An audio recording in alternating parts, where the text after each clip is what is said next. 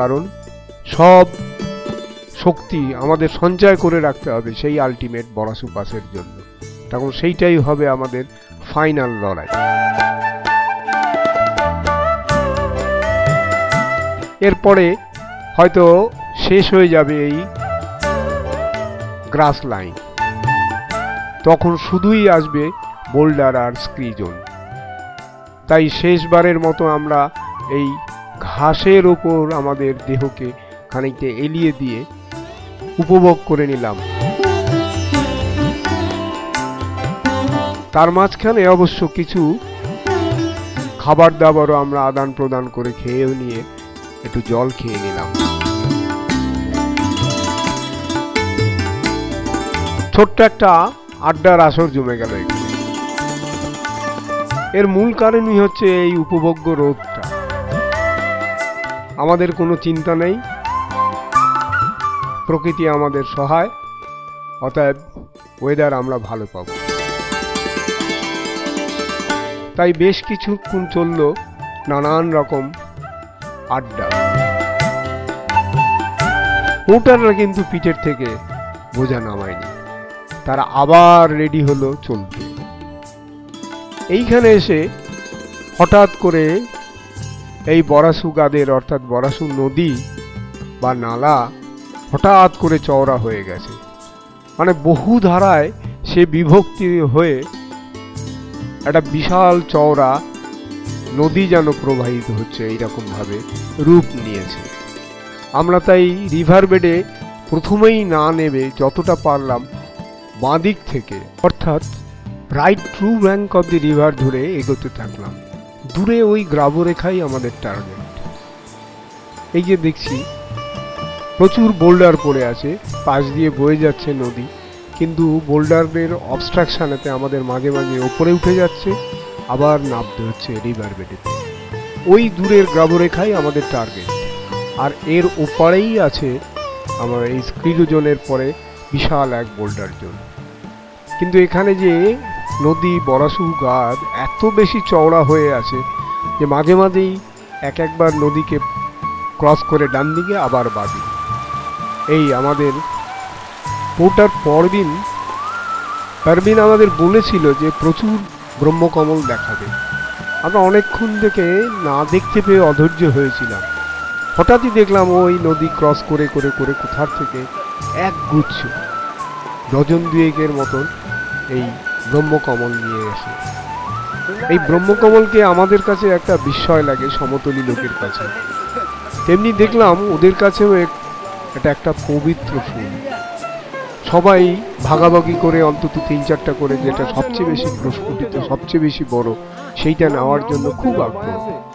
এবং ওদের আগ্রহ দেখে আমাদের ইচ্ছা হলো ওদেরকে দাঁড় করিয়ে এই ব্রহ্মকমল সহ ছবি তোলা। আমাদেরও 2-1টা দিল, কিন্তু এইখানেই শেষ নয়। এরপরে আমাদের এই বোল্ডার এবং স্ক্রি জোন ধরে একটা কঠিন লড়াই চলল, এবং এই লড়াইয়ের শেষ প্রান্তে আমাদের রয়েছে সাওনাবেরা। সাওনাবেরার কথার অর্থটা পরে নয় বিস্তারিত বলা যাবে, কিন্তু আজকের দিনের যে অল্টিটিউড গেইন তার পরিমাণ খুব বেশি না হলেও এই বোল্ডার এবং স্ক্রি জোনের ওপর দিয়ে রুটটা হওয়ার জন্য আমাদের শরীরের ওপর যে প্রভাব পড়ল তাতে প্রায় অল্টিটিউড গেইনের পরিমাণ এসে দাঁড়ালো 4 থেকে 5 গুণ। ফলে খুবই ক্লান্ত। বোল্ডার শেষ হয়তো আবার আর একটা প্যাচ শুরু হয়। আলটিমেটলি বিকেল প্রায় 4টের সময় এসে আমরা এখানে তাঁবু করতে পারলাম এই সাওনাবেরার অর্থ হলো এইখানে কেবলমাত্র শ্রাবণ মাস ছাড়া অন্য কোনো সময় ভেড়া আসতেই পারে না। তাই শ্রাবণ মাসের ভেড়ার অনুসারেই জায়গার নাম হয়েছে সাওনাবেরা। জিওগ্রাফিক্যাল তথা প্রকৃতিগত দিক থেকে দেখতে গেলে অদ্ভুত এর পরিবেশ। চারিদিক দিয়ে কতগুলো স্নোই পিক ঘেরা, এবং তার মাঝখানে একটা সুন্দর বেসিন।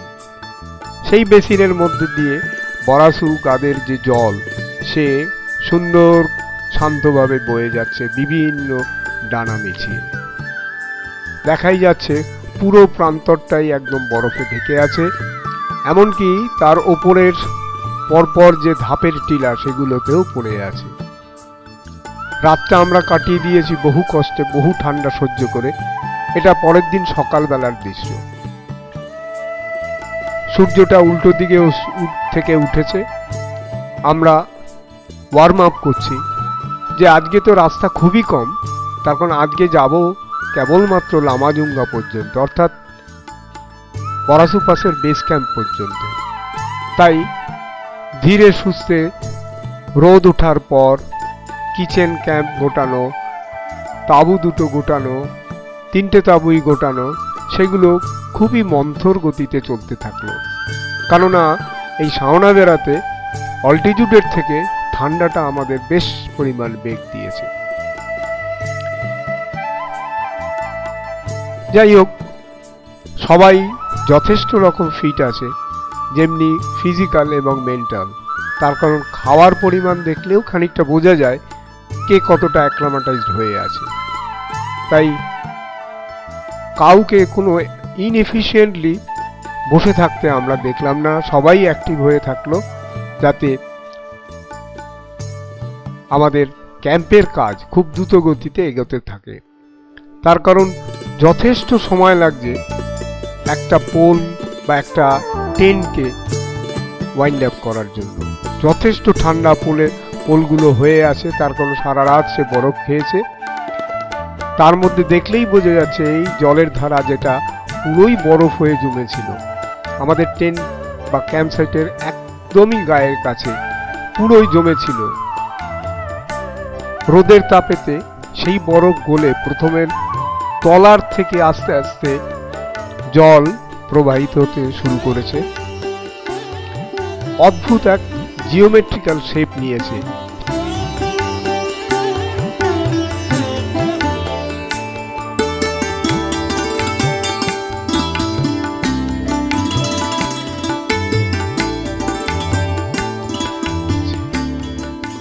যাই হোক, ক্যাম্প অ্যাক্টিভিটি স্লো হলেও স্যাটিসফ্যাক্টরি।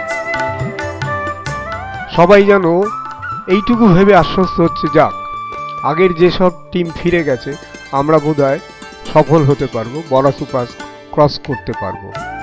সো কোনো দুশ্চিন্তা নেই, কোনো তাড়াহুড়ো নেই, ধীরে সুস্থে ক্যাম্প গুটিয়ে আমরা লামাজুঙ্গার জন্য এগোতে থাকবো। সবাই তাই দূর থেকে যতটা পরে ঘাড় উঁচু করে খানিকটা দেখে নিচ্ছে। রাস্তা তো খুব বেশি না, 2 কিলোমিটার মাত্র রাস্তা, কিন্তু এইটাই নাকি লেগে যাবে 4 ঘন্টার মতন সময়। সত্যি স্বাভাবিক, এটা লাগারই কারণ। তাই সেই পরিশ্রমকে শরীরে সইয়ে নেওয়ার জন্য যতটা সম্ভব আমরা পেট ভরে খেয়ে নিলাম। এইখানেই সবাই সানগ্লাস যত্ন সহকারে পরে নিলাম, তার কারণ সূর্য যতই মাথার উপরে উঠতে শুরু করলো ততই যেন চোখের ওপর রিফ্লেকশন, অর্থাৎ বরের ওপর পড়ে যে রিফ্লেকশন সেটা প্রখর হতে শুরু করলো।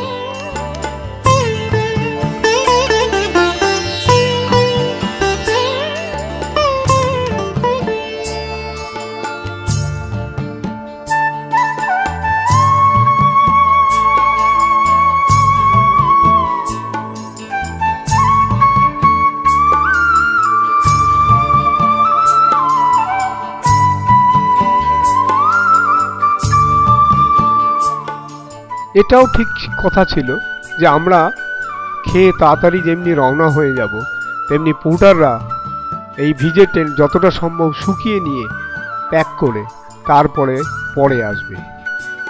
কারণ আজকের দিনের চড়াইটা যথেষ্ট রকম আমাদেরকে স্লো করে দেবে, যেটা পোর্টাররা অনায়াসে ওই লোড নিয়েও মেক আপ করে দিতে পারবে।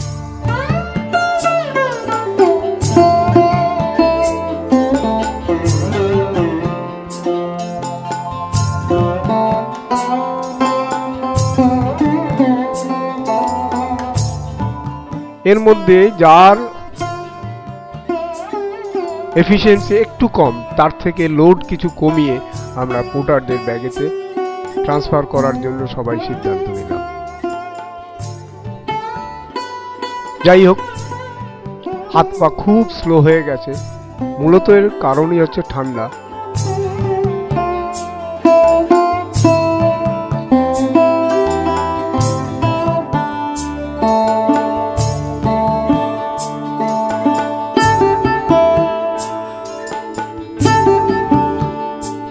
এই হচ্ছে খানিকটা বরাসু পাস দেখা যাচ্ছে অনেক দূর থেকে জুম করে, অর্থাৎ ওই সাওনাওয়ালা ক্যাম্প থেকে আমরা জুম করে যদি দেখি, এই পাস দিয়েই আমরা ডান দিকে ক্রস করে নামবো জুপকিয়ার গ্লেসিয়ারের দিকে।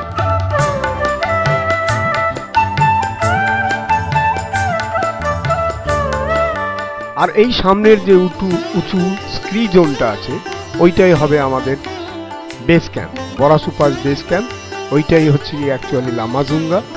আমরা উঠতে শুরু করেছি ওই স্ক্রি রিজ ধরে। সত্যি কঠিন চড়াই, মাঝে মাঝে খুবই বিরক্ত লাগে। রাস্তা যেন একটা ধাপ শেষ হলে মনে হয় এই বোধহয় হয়ে গেছে, কিন্তু না, দেখা যায় আর একটা হাম্প রয়েছে।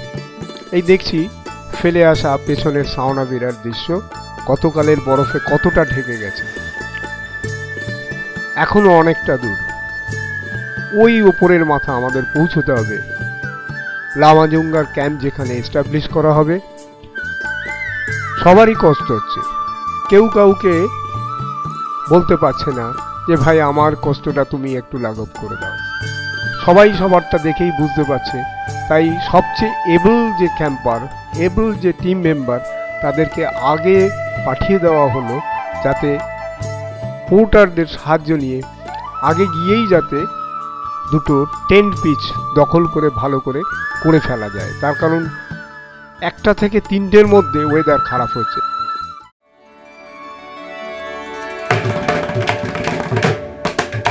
এবার ঢুকে পড়েছি আমরা পুরোটাই স্নো প্যাচের মধ্যে, অর্থাৎ গতকালের বরফ এর বেশি ছিল, এখন রোদের তাপে খানিকটা গলে গিয়েও এখন যা অবস্থা দাঁড়িয়েছে, এখন আমাদের এই বরফের রাস্তা দিয়েই হাঁটতে হবে। তার মধ্যে মাঝে মাঝে দু একটা বোল্ডার যথেষ্ট ফল স্টেপ হয়ে যাচ্ছে, যার ফলে ওই ফল স্টেপেতে আমাদের ওই বরফের যে ভার গ্লাসটা, পাথরের ওপর যে বরফের ভার গ্লাসটা, সে আমাদের ফলস খাইয়ে দিচ্ছে। ফলে আমরা খুব স্ট্রং গ্রিপ নিয়ে চড়াই ভাঙতে পারছিলাম না। যাই হোক, প্রথম দিনের এই অভ্যাসটা পরে কাজে লাগবে।